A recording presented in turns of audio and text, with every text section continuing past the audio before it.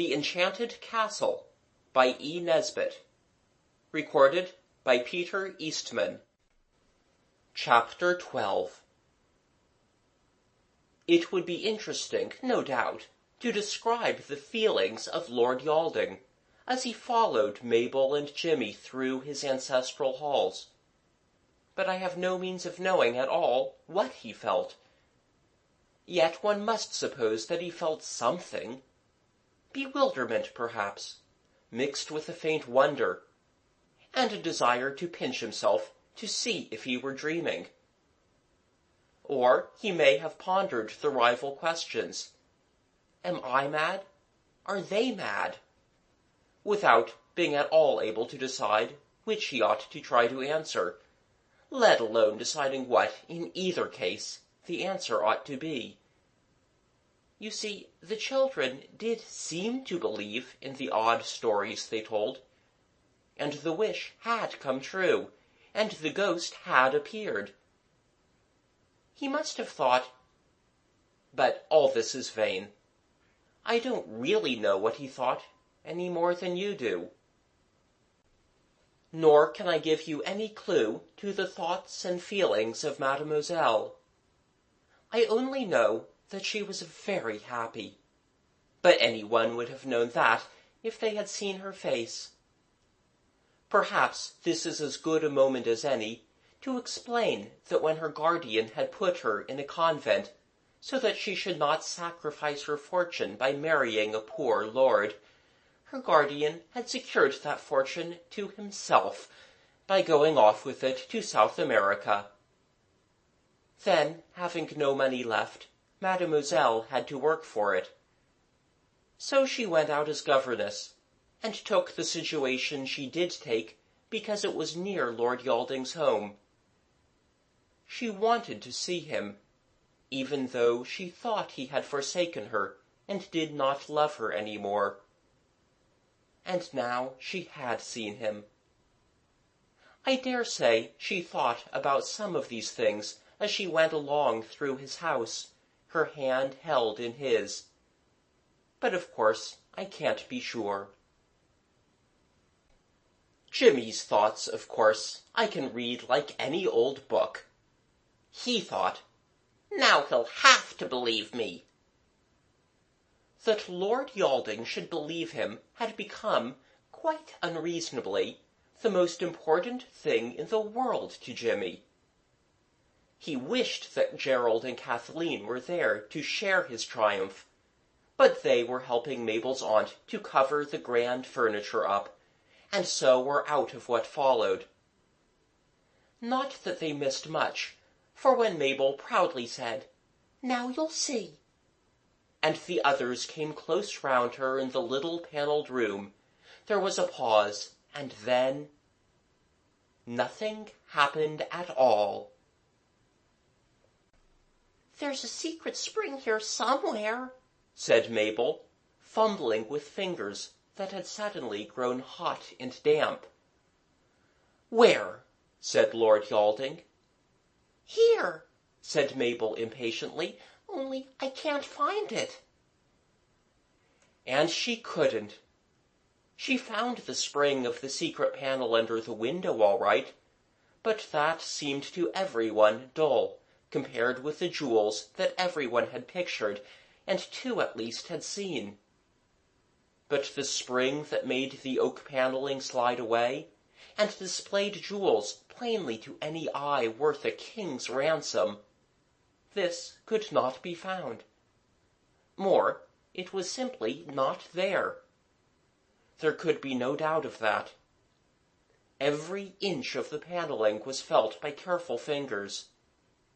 The earnest protests of Mabel and Jimmy died away presently, in a silence made painful by the hotness of one's ears, the discomfort of not liking to meet anyone's eyes, and the resentful feeling that the spring was not behaving in at all a sportsmanlike way, and that, in a word, this was not cricket. "You see," said Lord Yalding severely, "now you've had your joke, if you call it a joke, and I've had enough of the whole silly business. Give me the ring. It's mine, I suppose, since you say you found it somewhere here. And don't let's hear another word about all this rubbish of magic and enchantments." "Gerald's got the ring," said Mabel miserably. "Then go and fetch him," said Lord Yalding, "both of you." The melancholy pair retired, and Lord Yalding spent the time of their absence in explaining to Mademoiselle how very unimportant jewels were compared with other things. The 4 children came back together.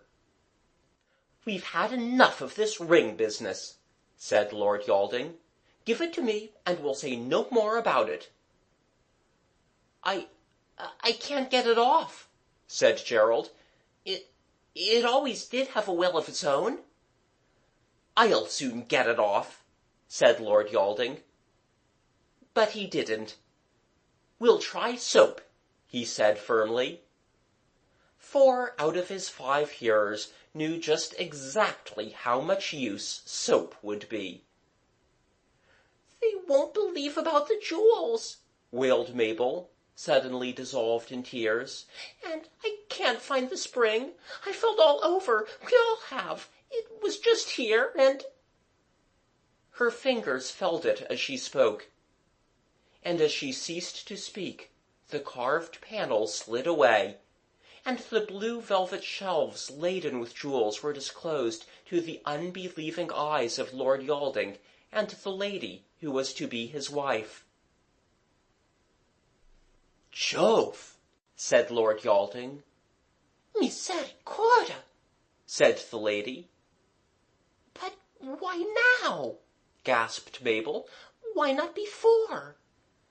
"I expect it's magic," said Gerald.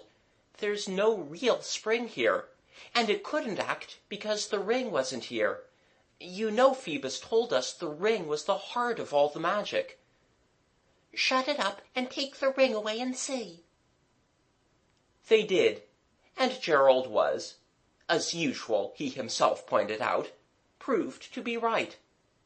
When the ring was away, there was no spring. When the ring was in the room, there, as Mabel urged, was the spring all right enough. "So you see," said Mabel to Lord Yalding. "I see that the spring's very artfully concealed," said that dense peer. "I think it was very clever indeed of you to find it, and if those jewels are real—" "Of course they're real," said Mabel indignantly. "Well, anyway," said Lord Yalding, "thank you all very much. I think it's clearing up. I'll send the wagonette home with you after lunch, and if you don't mind, I'll have the ring." Half an hour of soap and water produced no effect whatever, except to make the finger of Gerald very red and very sore. Then Lord Yalding said something very impatient indeed, and then Gerald suddenly became angry and said, "Well, I'm sure I wish it would come off." And of course, instantly, slick as butter, as he later pointed out, off it came. "Thank you," said Lord Yalding. "And I believe now he thinks I kept it on purpose," said Gerald afterwards, when, at ease on the leads at home, they talked the whole thing out over a tin of preserved pineapple and a bottle of ginger beer apiece. "There's no pleasing some people. He wasn't in such a fiery hurry to order that wagonette after he found that Mademoiselle meant to go when we did, but I liked him better when he was a humble bailiff. Take him for all in all, he does not look as if we should like him again." "He doesn't know what's the matter with him," said Kathleen, leaning back against the tiled roof. "It's really the magic. It's like sickening with measles. Don't you remember how cross Mabel was at first about the invisibleness?" "Rather," said Jimmy. "It's partly that," said Gerald, trying to be fair, "and partly it's the being in love. It always makes people like idiots. A chap at school told me. His sister was like that. Quite rotten, you know, and she used to be quite a decent sort before she was engaged. At tea and at supper, Mademoiselle was radiant, as attractive as a lady on a Christmas card, as merry as a marmoset, and as kind as you would always be yourself, if you could take the trouble. At breakfast, an equal radiance, kindness, attraction, merriment. Then Lord Yalding came to see her. The meeting took place in the drawing-room. The children, with deep discreetness, remained shut in the schoolroom, till Gerald, going up to his room for a pencil, surprised Eliza with her ear glued to the drawing-room keyhole. After that, Gerald sat on the top stair with a book. He could not hear any of the conversation in the drawing-room, but he could command a view of the door, and in this way be certain that no one else heard any of it. Thus it was that when the drawing-room door opened, Gerald was in a position to see Lord Yalding come out. Our young hero, as he said later, coughed with infinite tact to show that he was there. But Lord Yalding did not seem to notice. He walked in a blind sort of way to the hat-stand, fumbled clumsily with the umbrellas and mackintoshes, found his straw hat, and looked at it gloomily, crammed it on his head, and went out, banging the door behind him in the most reckless way. He left the drawing-room door open, and Gerald, though he had purposely put himself in a position where one could hear nothing from the drawing-room when the door was shut, could hear something quite plainly now that the door was open. That something, he noticed with deep distress and disgust, was the sound of sobs and sniffs. Mademoiselle was quite certainly crying. "Jiminy," he remarked to himself, "they haven't lost much time. Fancy their beginning to quarrel already. I hope I'll never have to be anybody's lover." But this was no time to brood on the terrors of his own future.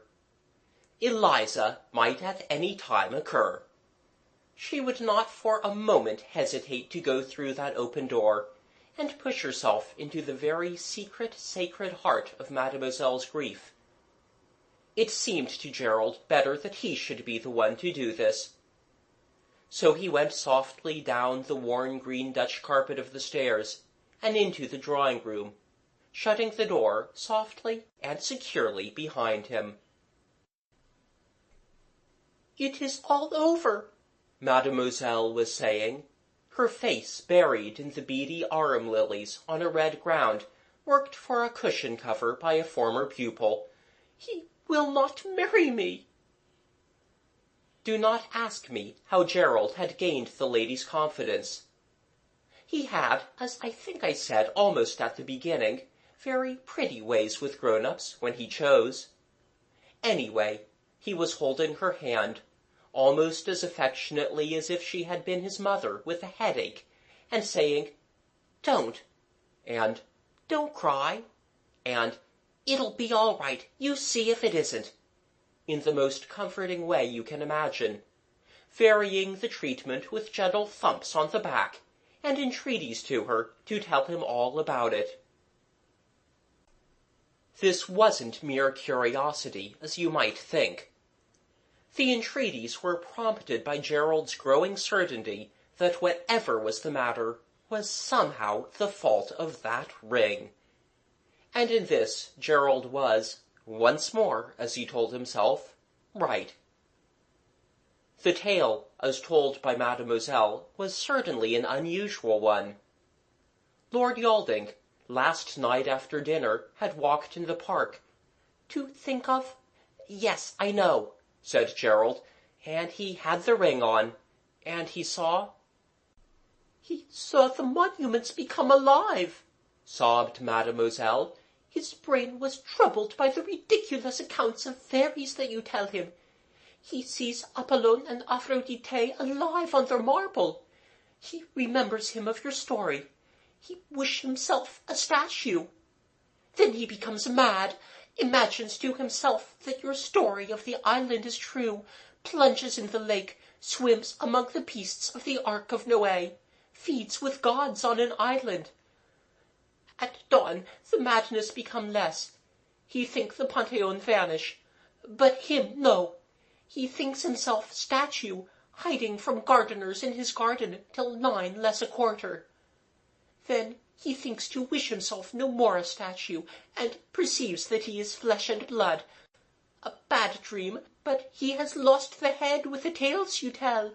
He say it is no dream, but he is fool, mad, how you say, and a madman must not marry. There is no hope.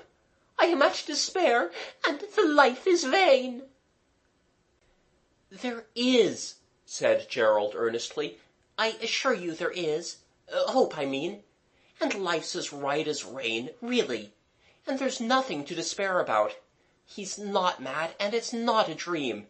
It's magic. It really and truly is. The magic exists not, Mademoiselle moaned. It is that he is mad. It is the joy to re-see me after so many days. Oh, la la la la la. Did he talk to the gods? Gerald asked gently. It is there the most mad of all his ideas. He say that Mercure give him rendezvous at some temple tomorrow when the moon raise herself. Right, cried Gerald. Righto. Dear, nice, kind, pretty Mademoiselle Rapunzel, don't be a silly little duffer. He lost himself for a moment among the consoling endearments he was accustomed to offer to Kathleen in moments of grief and emotion, but hastily added, I mean, do not be a lady who weeps causelessly. Tomorrow he will go to that temple. I will go. Thou shalt go. He will go. We will go. You will go. Let 'em all go. And, you see, it's going to be absolutely all right. He'll see he isn't mad, and you'll understand all about everything. Take my handkerchief. It's quite a clean one, as it happens. I haven't even unfolded it. Oh, do stop crying. There's a dear, darling, long-lost lover. This flood of eloquence was not without effect. She took his handkerchief, sobbed, half-smiled, dabbed at her eyes, and said, Oh, naughty! Is it some trick you play him, like the ghost? I can't explain, said Gerald, but I give you my word of honor. You know what an Englishman's word of honor is, don't you, even if you are French? That everything is going to be exactly what you wish. I've never told you a lie. Believe me. It is curious, said she, drying her eyes, but I do. And once again, so suddenly that he could not have resisted, she kissed him. I think, however, that in this her hour of sorrow, he would have thought it mean to resist. It pleases her, and it doesn't hurt me much, would have been his thought. And now it is near moonrise. The French governess, half doubting, half hoping, but wholly longing to be near Lord Yalding, even if he be as mad as a March hare, and the 4 children. They have collected Mabel by an urgent letter card posted the day before, are going over the dewy grass. The moon has not yet risen, but her light is in the sky, mixed with the pink and purple of the sunset.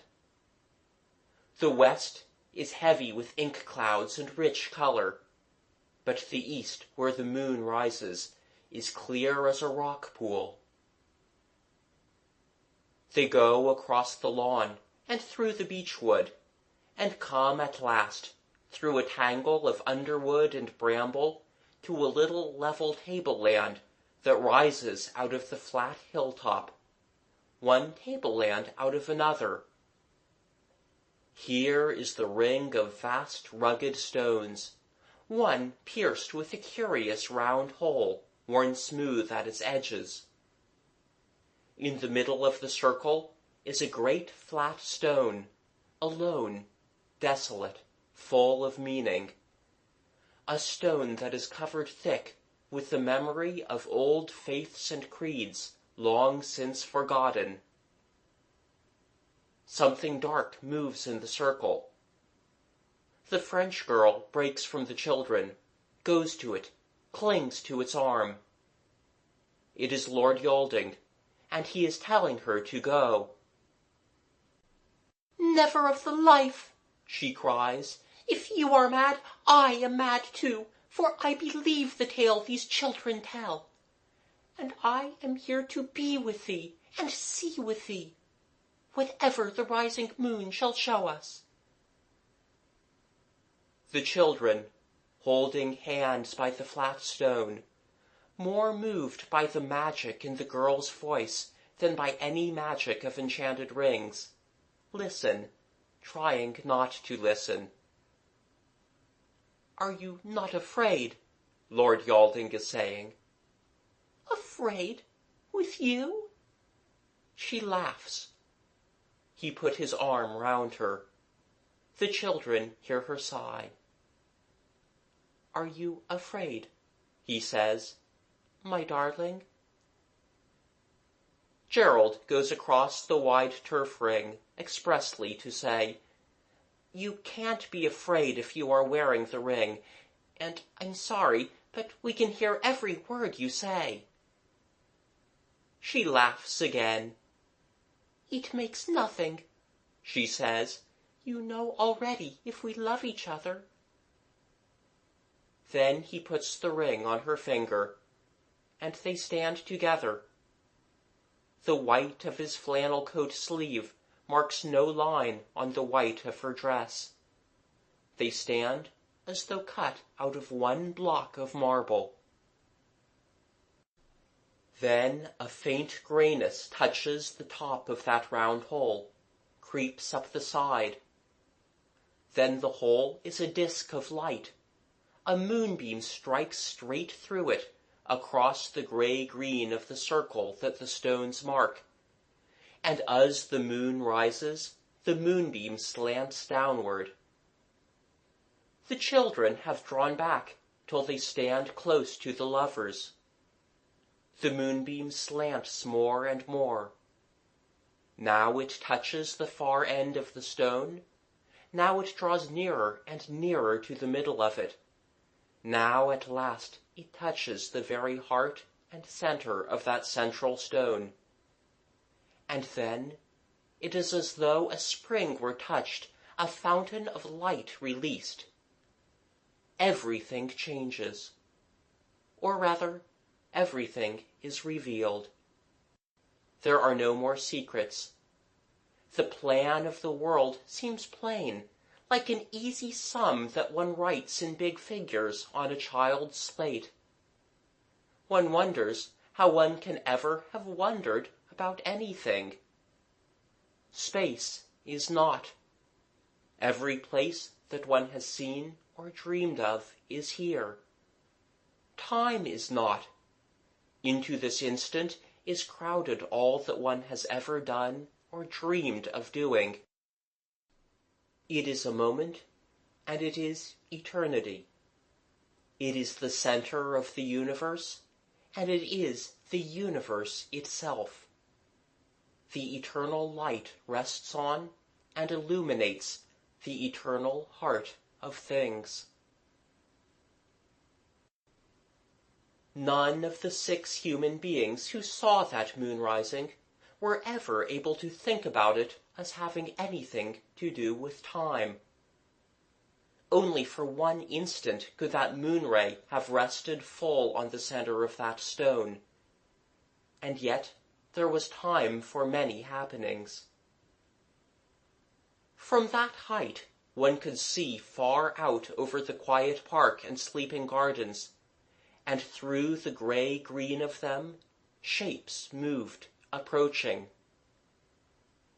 The great beasts came first, strange forms that were when the world was new. Gigantic lizards with wings. Dragons they lived as in men's memories. Mammoths, strange, vast birds, they crawled up the hill and ranged themselves outside the circle. Then, not from the garden, but from very far away, came the stone gods of Egypt and Assyria, bull-bodied, bird-winged, hawk-headed, cat-headed, all in stone, and all alive and alert. Strange, grotesque figures from the towers of cathedrals, figures of angels with folded wings, figures of beasts with wings wide spread, sphinxes, uncouth idols from southern palm-fringed islands, and last of all, the beautiful marble shapes of the gods and goddesses who had held their festival on the lake island and bidden Lord Yalding and the children to this meeting. Not a word was spoken. Each stone shape came gladly and quietly into the circle of light and understanding, as children, tired with a long ramble, creep quietly through the open door into the firelit welcome of home. The children had thought to ask many questions, and it had been promised that the questions should be answered. Yet now no one spoke a word, because all had come into the circle of the real magic, where all things are understood without speech. Afterwards, none of them could ever remember at all what had happened. But they never forgot that they had been somewhere where everything was easy and beautiful.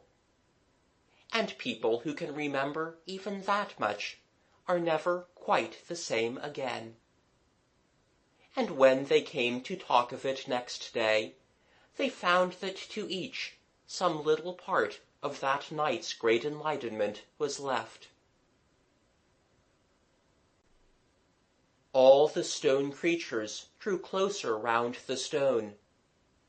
The light where the moonbeam struck it seemed to break away in spray, such as water makes when it falls from a height. All the crowd was bathed in whiteness. A deep hush lay over the vast assembly. Then a wave of intention swept over the mighty crowd. All the faces, bird, beast, Greek statue, Babylonian monster, human child and human lover, turned upward. The radiant light illumined them, and one word broke from all. "The light!" they cried, and the sound of their voice was like the sound of a great wave. "The light! The light!" And then the light was not any more, and soft as floating thistledown, sleep was laid on the eyes of all but the immortals. The grass was chill and dewy, and the clouds had veiled the moon. The lovers and the children were standing together, all clinging close, not for fear, but for love. "I want," said the French girl softly, "to go to the cave on the island." Very quietly, through the gentle brooding night, they went down to the boathouse, loosed the clanking chain, and dipped oars among the drowned stars and lilies. They came to the island, and found the steps. "I brought candles," said Gerald, "in case." So, lighted by Gerald's candles, they went down into the hall of Psyche, and there glowed the light spread from her statue, and all was as the children had seen it before. It is the Hall of Granted Wishes. "The ring," said Lord Yalding. "The ring," said his lover, "is the magic ring, given long ago to a mortal, and it is what you say it is. It was given to your ancestor by a lady of my house, that he might build her a garden and a house, like her own palace and garden in her own land. So that this place is built partly by his love, and partly by that magic. She never lived to see it. That was the price of the magic." It must have been English that she spoke, for otherwise how could the children have understood her? Yet the words were not like Mademoiselle's way of speaking. "Except from children," her voice went on, "the ring exacts a payment. You paid for me when I came by your wish, by this terror of madness that you have since known. Only one wish is free." "And that wish is?" "The last," she said. "Shall I wish?" "Yes, wish," they said, all of them. "I wish, then," said Lord Yalding's lover, "that all the magic this ring has wrought may be undone, and that the ring itself may be no more and no less than a charm to bind thee and me together for evermore." She ceased, and as she ceased, the enchanted light died away. The windows of granted wishes went out like magic lantern pictures. Gerald's candle faintly lighted a rudely arched cave, and where Psyche's statue had been was a stone with something carved on it. Gerald held the light low. "It is her grave," the girl said. Next day, no one could remember anything at all exactly. But a good many things were changed. There was no ring, but the plain gold ring that Mademoiselle found clasped in her hand when she woke in her own bed in the morning. More than half the jewels in the panelled room were gone, and those that remained had no panelling to cover them. They just lay bare on the velvet-covered shelves. There was no passage at the back of the Temple of Flora. Quite a lot of the secret passages and hidden rooms had disappeared, and there were not nearly so many statues in the garden as everyone had supposed, and large pieces of the castle were missing and had to be replaced at great expense. From which we may conclude that Lord Yalding's ancestor had used the ring a good deal to help him in his building. However, the jewels that were left were quite enough to pay for everything.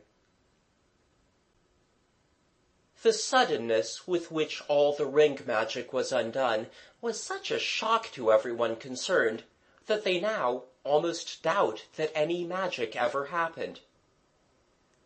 But it is certain that Lord Yalding married the French governess, and that a plain gold ring was used in the ceremony. And this, if you come to think of it, could be no other than the magic ring, turned by that last wish into a charm to keep him and his wife together forever. Also, if all this story is nonsense and a make-up, if Gerald and Jimmy and Kathleen and Mabel have merely imposed on my trusting nature by a pack of unlikely inventions, how do you account for the paragraph which appeared in the evening papers the day after the magic of the moon rising? "Mysterious disappearance of a well-known city man," it said, and then went on to say how a gentleman, well known and much respected in financial circles, had vanished, leaving no trace. Mr. U. W. Ugly, the papers continued, had remained late, working at his office as was his occasional habit. The office door was found locked, and on its being broken open, the clothes of the unfortunate gentleman were found in a heap on the floor, together with an umbrella, a walking stick, a golf club, and, curiously enough, a feather brush, such as housemaids use for dusting. Of his body, however, there was no trace. The police are stated to have a clue. If they have kept it to themselves. But I do not think that they can have a clue, because, of course, that respected gentleman was the Ugly Wuggly, who became real when, in search of a really good hotel, he got into the Hall of Granted Wishes. And if none of this story ever happened, how is it that those 4 children are such friends with Lord and Lady Yalding, and stay at the Towers almost every holidays? It is all very well for all of them to pretend that the whole of the story is my own invention. Facts are facts, and you can't explain them away. End of The Enchanted Castle by E. Nesbit. Recorded by Peter Eastman.